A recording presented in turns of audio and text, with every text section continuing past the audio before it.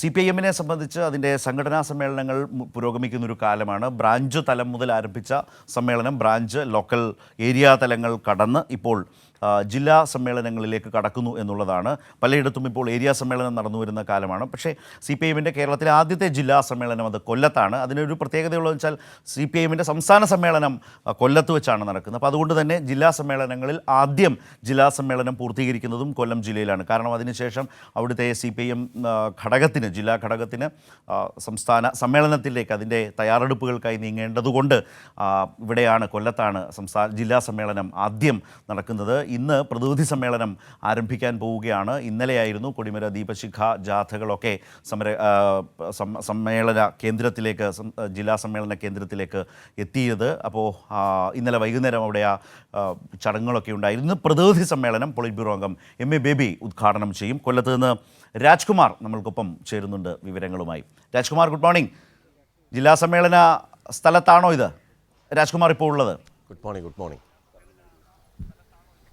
അതെ, ഞാൻ CPIM-ൻ്റെ കൊല്ലം ജില്ലാ സമ്മേളനം നടക്കുന്ന CPIM-ൻ്റെ പാലിയേറ്റീവ് കെയറിന് വേണ്ടി വാങ്ങിയ സ്വന്തം ഭൂമി, ആ ഭൂമിയിലാണ് ഇപ്പോൾ ഒരു വീടിൻ്റെ മുന്നിൽ പന്തല് കെട്ടി കല്യാണം നടത്തുന്നത് പോലെയാണ് പാർട്ടിയെ സംബന്ധിച്ച് ഈ ഒരു ഉത്സവം. ഇപ്പോൾ അവരുടെ സ്വന്തം ഭൂമിയിൽ തന്നെ ഇങ്ങനെ ഒരു ഷെഡൊക്കെ, വലിയ ഒരു ഡൂമൊക്കെ ഉണ്ടാക്കി ഇവിടെ തന്നെ ഇതിൻ്റെ സമ്മേളനം നടത്തണമെന്നുള്ളത് പാർട്ടി തീരുമാനിച്ചിരുന്നു. ചെലവ് ചുരുക്കലിൻ്റെ ഭാഗമായി അത് ഈ കൊട്ടിയം ഏരിയ കേന്ദ്രീകരിച്ചിട്ടുള്ള ഒരു ഇതായിലാണ് ഇപ്പോൾ ഈ സമ്മേളനങ്ങൾ നടക്കുന്നത്. മയ്യനാട് ധവളക്കുഴി എന്ന് പറയുന്ന സ്ഥലത്ത്, അവിടെ ദേശാഭിമാനിയുടെ പുറകിൽ ദേശാഭിമാനിയുടെ എഡിഷൻ ഉണ്ട്. അതിൻ്റെയോട് ചേർന്ന ഈ ഭൂമിയിലാണ് ഇപ്പോൾ ഇത് നടക്കുന്നത്. ഇന്നിപ്പോൾ പ്രതിനിധി സമ്മേളനം MA ബേബി ഉദ്ഘാടനം ചെയ്യും അല്ലേ?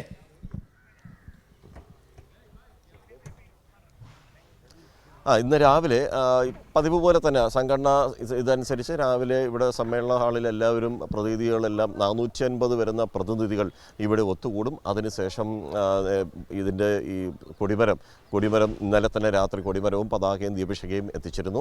അത് ഈ സമ്മേളന നഗരിയിൽ തന്നെയുണ്ട്. അവിടെ പതാക ഉയർത്തും. ആ പതാക ഉയർത്തി പിന്നീട് ഇത് രക്തപുഷ്പങ്ങൾ അർപ്പിച്ച ശേഷമായിരിക്കും പ്രതിനിധി സമ്മേളനം തുടങ്ങുക. PB അംഗം, പൊളിറ്റ് ബ്യൂറോ അംഗം MA ബേബി പ്രതിനിധി സമ്മേളനം ഉദ്ഘാടനം ചെയ്യും.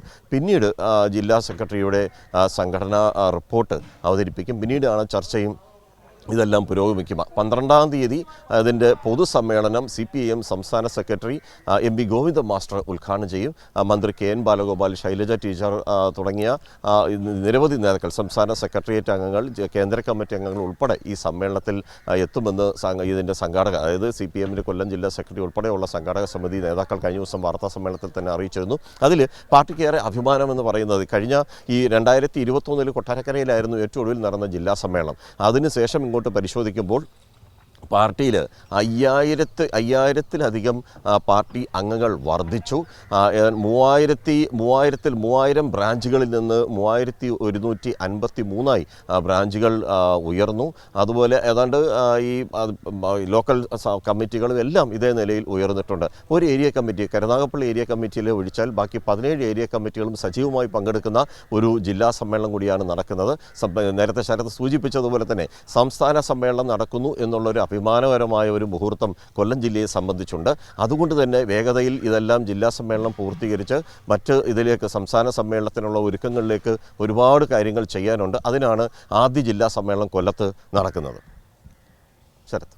ശരി, ഏതായാലും ജില്ലാ സമ്മേളനത്തിലേക്ക് കൊല്ലം പോവുകയാണ്. അവിടെ നിന്ന് സമ്മേളനം നടക്കുന്ന സ്ഥലത്ത് നിന്ന് തന്നെയാണ് ഇന്ന് പ്രതിനിധി സമ്മേളനം നടക്കുന്ന CPIM-ൻ്റെ തന്നെ സ്വന്തം സ്ഥലത്ത് തയ്യാറാക്കപ്പെട്ടിട്ടുള്ള ഈ പ്രതിനിധി സമ്മേളന വേദിക്കരികിൽ നിന്നാണ് രാജ്കുമാർ രാവിലെ ഈ കാര്യങ്ങളൊക്കെയും നമ്മളുമായി പങ്കുവച്ചത് എന്നതുകൂടിയുണ്ട്. ശരി രാജ്കുമാർ.